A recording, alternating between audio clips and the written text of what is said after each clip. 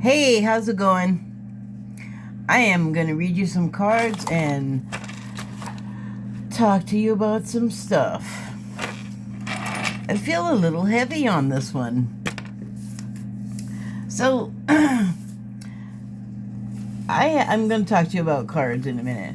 I had been, in my previous videos lately, been talking about atheism, and I was leading up to something, and I kept not quite getting there, and I felt like I said some things that I was not unhappy that I came out with, but it wasn't what I was meaning. Like, I never got to the point that I wanted to get to.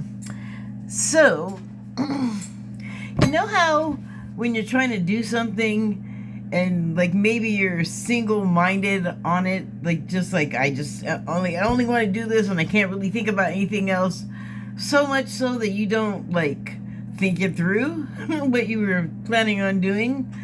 So I kept trying to get to the point that I wanted to make, and I was not getting there, and finally I was like, oh, there's something stopping me. Sometimes something will stop you. It depends on the person and the day and all those things like that, but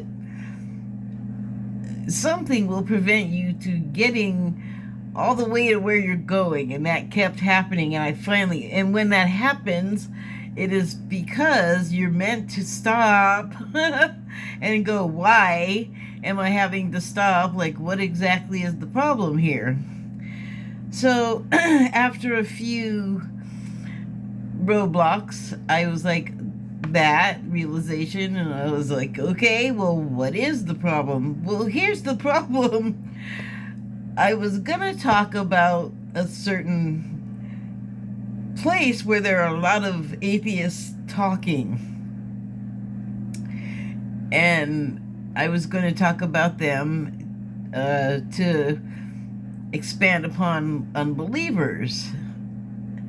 And by unbelievers, I mean people that don't believe in God, basically. I mean, the religion itself doesn't really matter as far as I'm concerned, because atheists come from all over.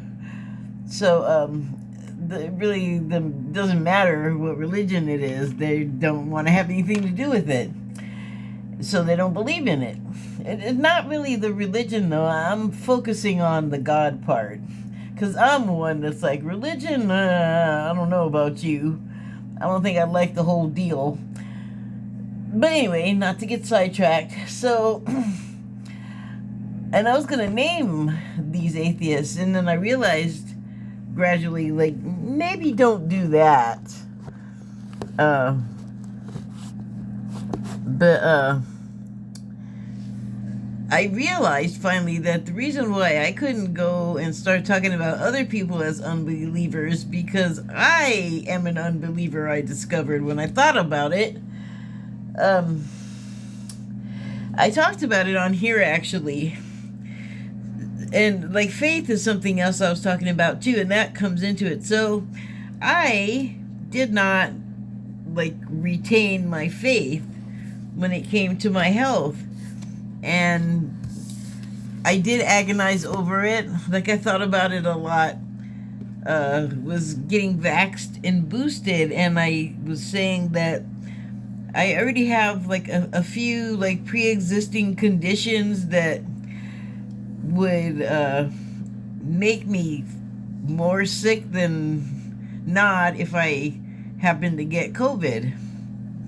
So I decided to go ahead and get the booster and vax for this and vax for that. But it's like, at the same time, I'm on a lot of oral medication, or not a lot anymore, but I have some that I'm supposed to take, and I just feel like I don't want to keep taking them. Like, if the doctor report, whatever, like, they'll give you a prognosis or diagnosis after your visit. They'll, tell you what their findings were. And if they're saying I don't have hypertension anymore, and I don't have high cholesterol anymore, and I definitely don't have my thyroid hasn't freaked out and been unable to maintain control of my body temperature, which was why I had to start taking it. So one day I was just getting hot, and I could not, like, no matter what kind of measure I took against, like I just kept heating up, and it was like I had to go get treated immediately, or else I was just going to be like one of those cartoon thermometers, and my head was just going to get too hot and blow up, you know? So that has been a long time. And then I also kind of just stopped taking them because more of what I'm saying here, I don't want to eat that filler forever for the rest of my life. It's supposed to be treatment, but I mean, it has an ending at some point, right? Or I'm just supposed to eat pill garbage for like, I just am not into it. It feels wrong. It feels bad. But we're so conditioned to help maintain the stupid structure of capitalism. Like, we gotta maintain those legal pill mills and all of the whole, like, infrastructure of pharmacology, from the research, which has to house a facility, and, you know, people to run it, and researchers, scientists. Like, there's all of this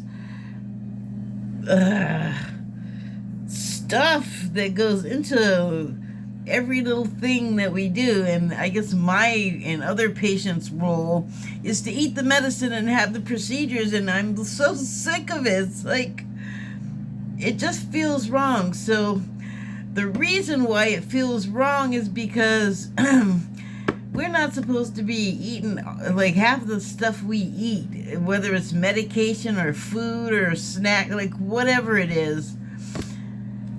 The processed food, like, we know is bad for us. And so the medicine is not, I feel like, a whole lot different, but food is supposed to be our medicine. Like, if we ate, like, you'd have to, like, prepare your own food, but then there's, like, some of the food has been messed with like, what do you call it? They messed with the genes of the food. MGO? GMO? Gene modified organism. Genetically modified. That's it. So, yeah. It's like you almost can't get food to make from scratch that hasn't been messed with somehow. And so, what does that leave you to combat all of that with? Faith. Like, you just have to believe that it's gonna do what it's meant to do. But we have been taken so far away from even just the knowledge that, how many people, probably more so today than, like, when I was in my teens a million years ago in the 80s. But not many of us would have put together, even though there was plenty of vegetarians and things around, even they, I don't think, really understood the food, let food be your medicine quote from, I don't know, an old Greek. I can't remember which one right now, so I'm not going to hazard a guess, but an ancient Greek. So Socrates, I think. So, the thing is like, we have conditioned ourselves to think that the stuff that we eat and have been eating that we can just go buy in a store can be right and good and healthy, but it's been right and healthily effed with for capitalism, you know, like, just the weirdest reasons for stuff that isn't necessarily food or good for you, but somehow still ends up in food because it was somehow financially advantageous for parties for it to be there. Like, you know, it's also done things to your body, having all these impurities and weirdness put in there that's unnatural. And it's like an offense to nature, well, it's not like an offense, it is an offense. Like, we treat nature terribly, and it's our home, it's our food, it's our everything. Everything that we need, we get from this planet. And we don't really respect that, and it's kind of sad. So that's like blowing up the whole me being an unbeliever thing to like its grandest proportions, but it's true. Like, I feel like it expands that way from all of us, from like the starting point of one of us.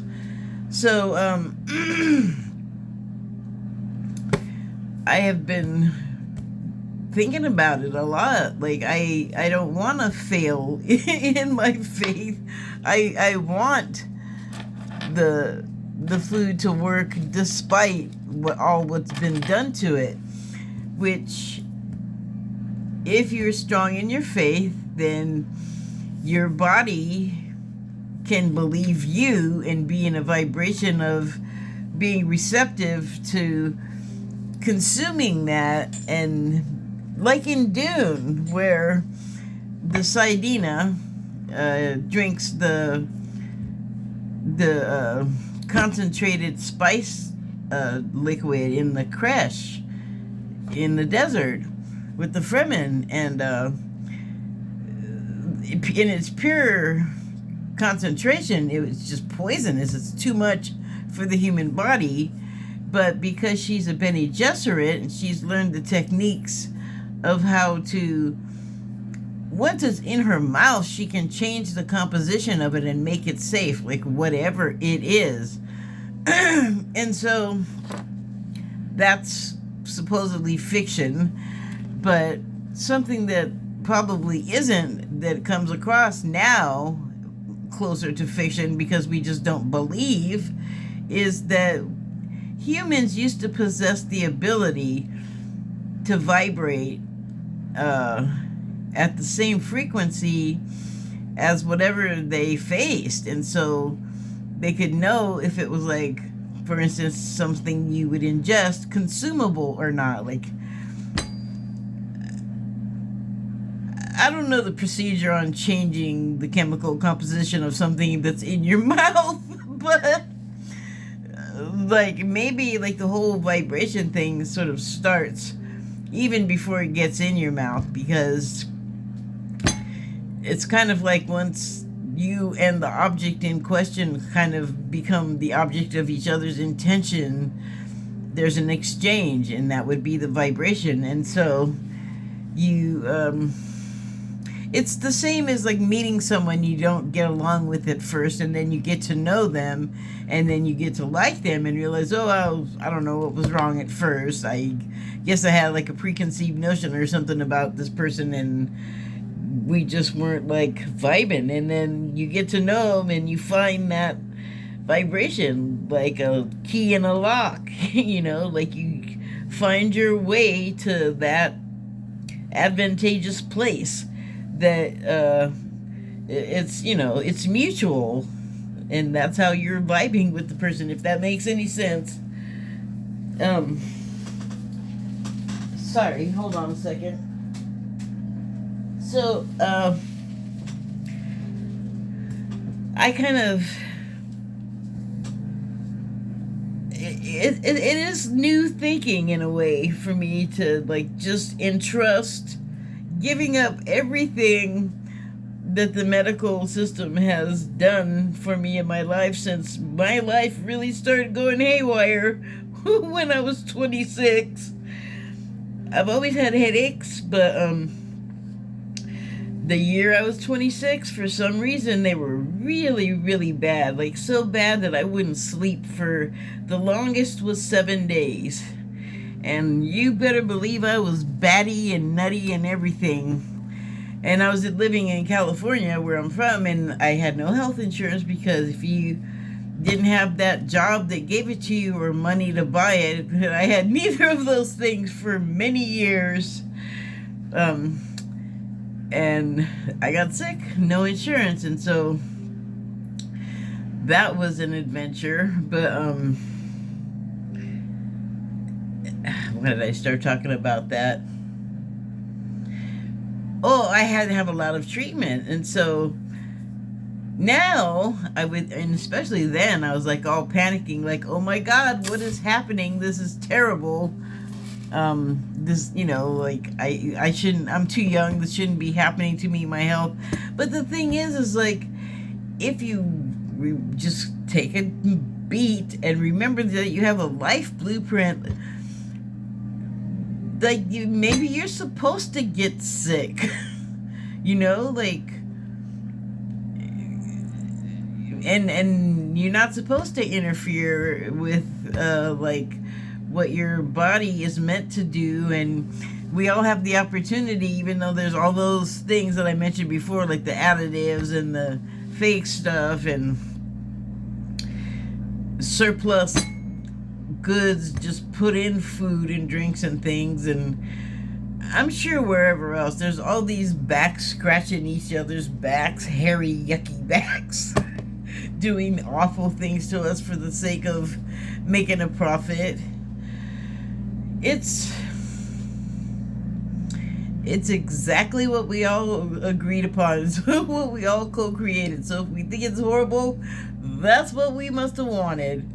So back to the non-believing though. Like, I just felt bad, and I hope that by realizing it and like repenting on it, and I gotta make a decision. Like, I really don't want to keep consuming all this medicine and crap, but it's not that we can't treat ourselves either, though. So, I mean, it's a fine line. So, anyway, I pulled some cards, and I pulled, well, I'll show you what I got. Where's my time doing? Okay, that is not bad at all. So, I pulled some tarot cards from the Light Seers deck. And I pulled one each from the Wild Unknown Animal Spirit deck and one from the Shaman's Dream deck. So, of the Light Seers Tarot, first card I pulled was the Lover's card. And, I mean, I get, like, on a number of levels things about this. Like, sort of a contract that you make between each other, and between two entities, let's say, because these obviously, well, I don't know if it's obvious, these don't always mean what they on the face look like they mean. There's a lot of metaphor involved, but this I saw as like the love, like unconditional love, the love we should have for one another, no matter how different we appear to be from one another, whether it be race or gender.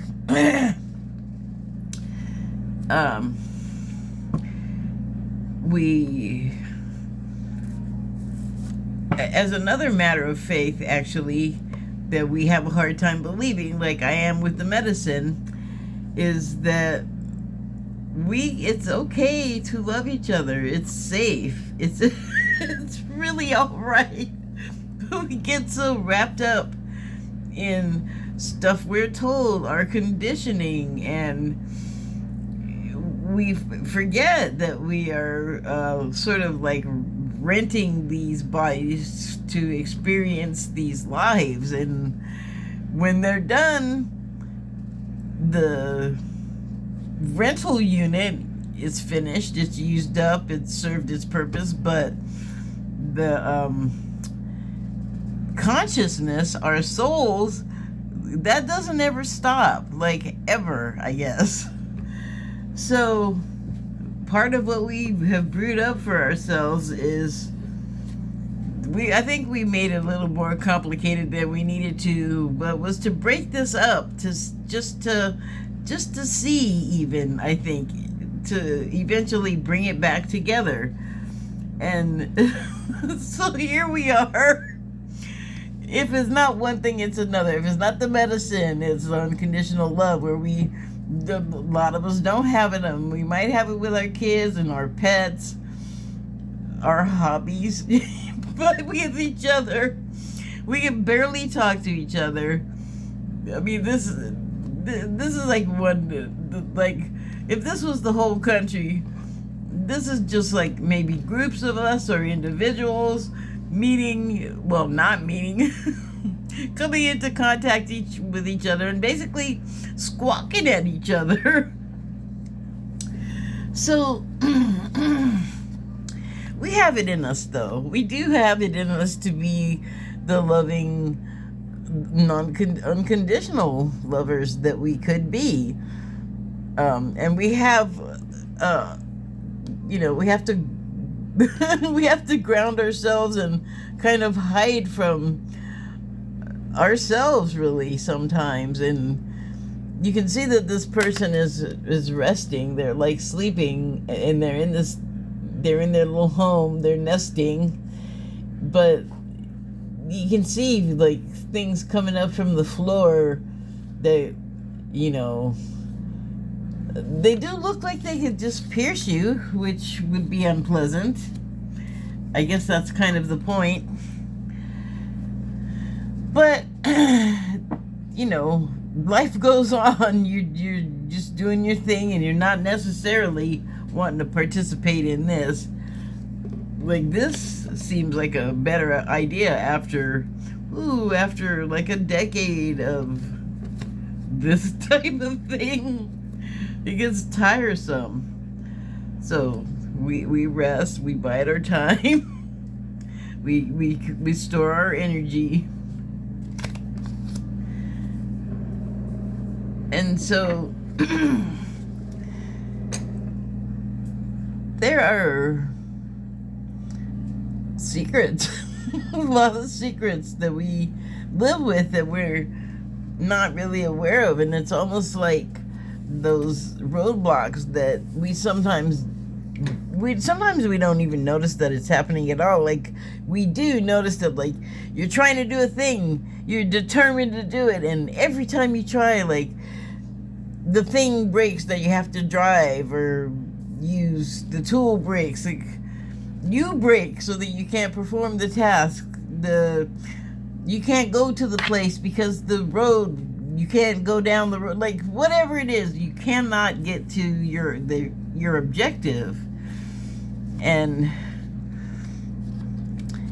it's like, when we block stuff out, it's like we're keeping secrets from ourselves, because the information is there. Look at all this light to shed information, but there's forces, and I don't mean like supernatural, I just mean that there are like a lot of threads coursing through that are not necessarily, they're harmful, but they don't want us to know that they're harmful, and they don't want us to know who's responsible for the harm. But eventually the roadblocks start to make sense as to why they're there and why they're stopping you. Like, it's little by little the message gets through. It may take 3 or 4 times or more before you realize that it's even happening. Well, it's like squawking at you, pay attention, trying to tell you something important. This is to do with your health and your happiness. So we do have those moments, like when we're not sleeping and basically kind of like hiding ourselves from it, where we're like yearning for more, like we know more is there to be had. And maybe it's a yearning for what we started out with, that we chose to tear asunder just to see what it's like for the experience. But at the same time, I always feel like this person is sitting in an empty apartment, and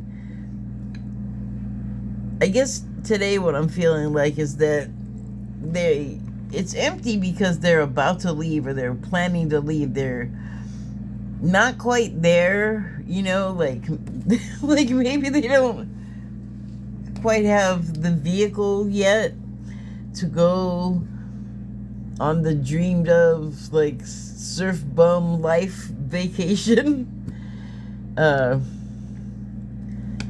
And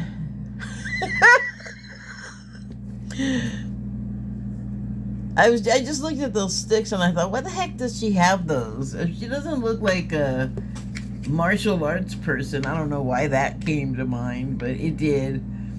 They look more like pool cues, so I don't know. She's a pool hustler and she hasn't made enough money to go on her dream trip.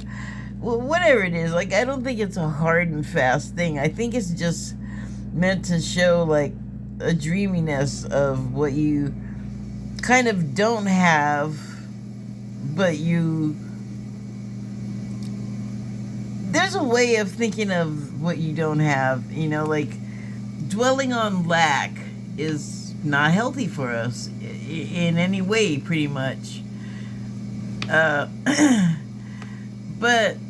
if you look at it as, I don't have it right now, it's more like you can project it. You can see yourself doing it. Oh, I know what I started to say. It reminds me of hope. And I've been having some interesting thoughts about hope, too, because a long time ago, I was on somebody's Facebook page and they were talking and they said it, like, really angrily, which I don't know, like, why that's my deal lately, but I don't know why everything has to be something to get mad at. So this person he said, hope is for the hopeless. And I was like, that is really harsh, because I feel like hope means something different to me than it did to that person.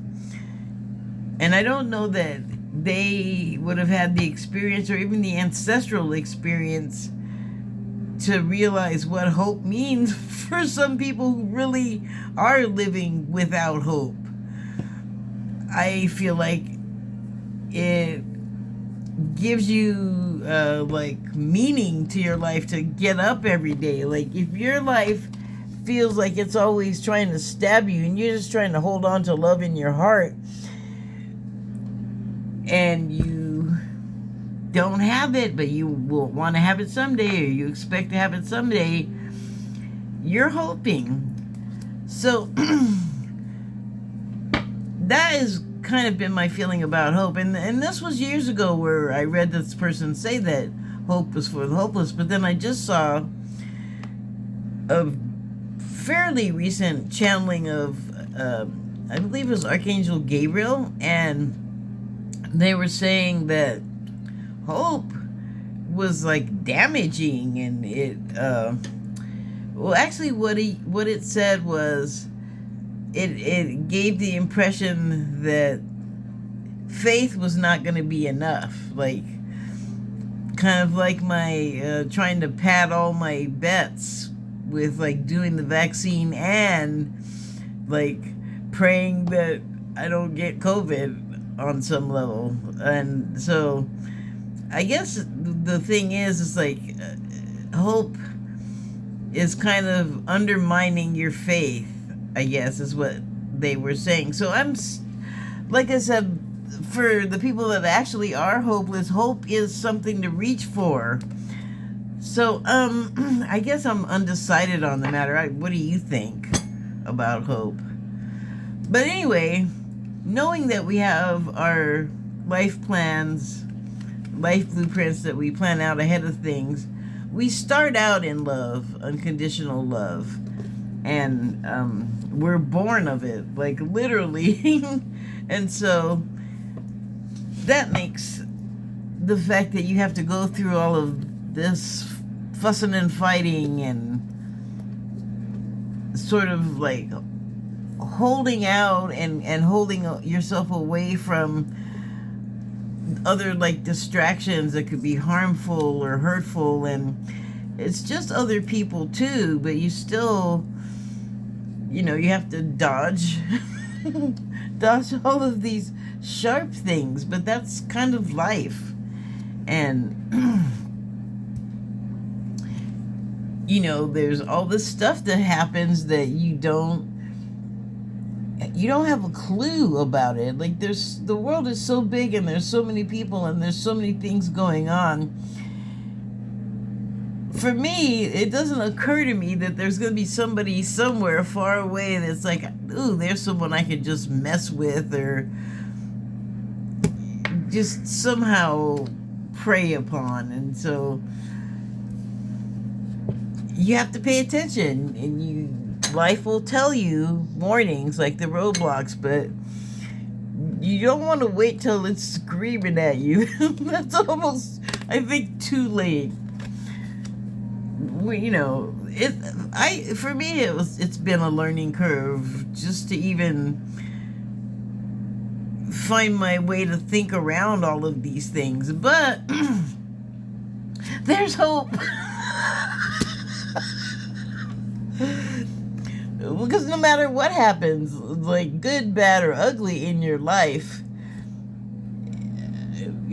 like if you die as an infant, like you are gonna shine a light in people's lives the rest of their lives, and that is a reason to come and live. Like, that's what your plan, what your blueprint sent you to do. And so even the most tragic things like war with all of the lives lost, like that's like a great thing to contribute to everyone else that's still around to experience the aftermath. And that's what we do for each other. Even when we're like this, we're like this. So in the end, however the end is, it's always a celebration. Like we perceive things so differently on this side of the veil, in the dimensions and with time, which doesn't exist anywhere else. We're in a very particular I don't even know how to call it, situation. It's a very particular world we live in. Like I said, time does not exist anywhere but on Earth. Like everywhere else, things are done differently. Events are stacked up and counted in a different way. So we do have the fussing and the fighting and the things that we go through that are tragic and terrible and sad. But we go through them together because all of the life plans make up one entire job, you might say. So this starfish card from the Wild Unknown Animal Kingdom, or Animal Spirits deck, it's water element, obviously. So water in like any deck is going to convey emotion, and so this is like my teamwork card. So it looks like it's one unit, but if you flip it over, there's many individual finger-like appendages, and they work as a unit to propel this thing so it can like have mobility and to grab things. And the strength of a bunch of these little tiny things is enough to open up something that two human hands can't do without a tool, like a shellfish. So I think it's just a model of how amazing we can be if we work together, which we are working together, even if it seems like we're at each other's throats. That's like in the script that we made for this lifetime that we're sharing. All together with each other. And so, to close, I was thinking about all of this stuff, and I swear I've been playing this like volley game with the universe, because right before that bridge collapse, I kept hearing about that Bible, wrong thread. I kept hearing about, it was the J6 choir, and I guess they were singing God Bless America. And for some reason, no one said anything about it, but my brain kept going, who wrote that? Who wrote that? And I was like, Francis Scott Key. Who wrote that? Francis Scott Key. Like, it kept asking, my brain kept asking me. And, okay, Francis Scott Key. And then, like, the next day, that bridge got hit, and it was the Francis Scott Key Bridge. So, I know, it seems like a totally superficial thing that I'm saying that happened, and then that terrible thing happened. But remember what I was saying, like,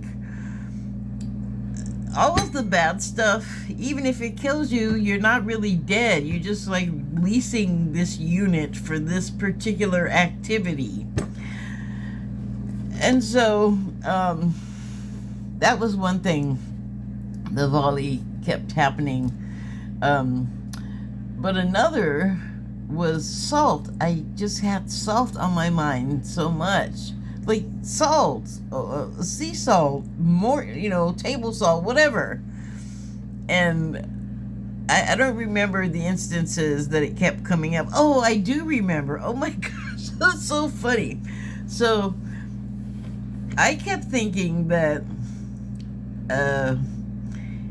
a way to sort of dispel like evil, like particularly if you're investigating, like ghost investigating something, for some reason I kept thinking salt water.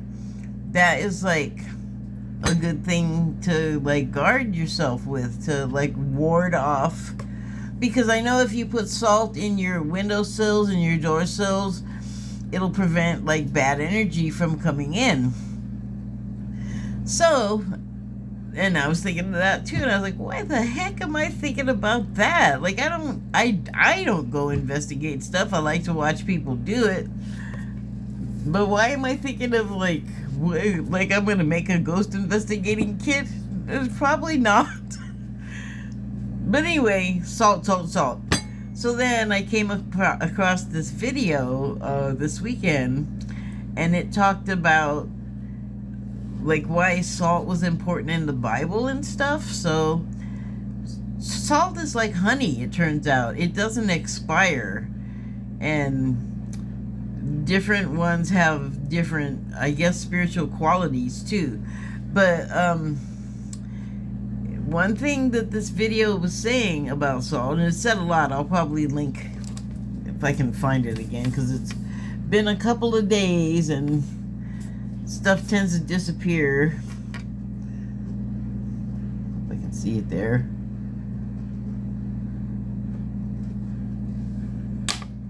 So, eternal...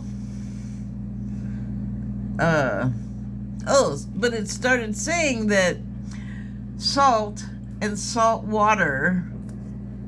Did I say that?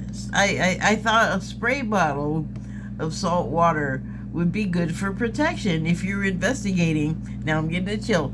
And it said in this video that salt water dispels evil spirits. Ping pong, playing a game with the galaxy, the universe, both of them, whatever. Same manufacturer. And also the thing about the salt was something that I think about a lot, and that is how even if your circumstances are dire and terrible, you can still have like gallows humor. You can still find joy in really horrible circumstances. And so the card I pulled from the Shaman's Dream Oracle deck, how about with no glare? It's better. And it was the number 33 card.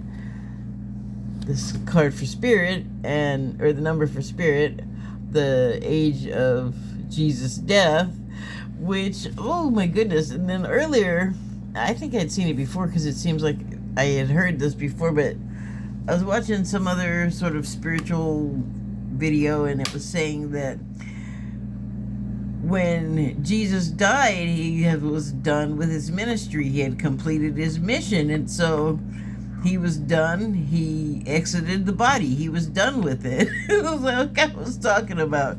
The terms of the lease came to an end, and he turned it in, slightly damaged. Anyway, and then he rose as a light body. That somehow is muted in the story, but if you pay close attention, he does come back changed. Like, Mary didn't recognize him because his appearance had so changed. But anyway, the salt, it said in the video that without salt to add to your food, if you're eating something bitter, the salt makes it so you can eat it. It makes it bearable. So it was like the same as like making joy when there's like bitterness in your life. And so that's where your joyful muse comes in. That's the name of this card, and the subtitle is inspiration. So terrible times, bad food, but it's better with a little salt. And you got your gallows humor. I know this looks joyful. That's not to say that you can't summon joy in times of misery. And I guess that's a message now that, I don't know how many people in wars have cell phones and service, but the message is here for the taking. It's offered.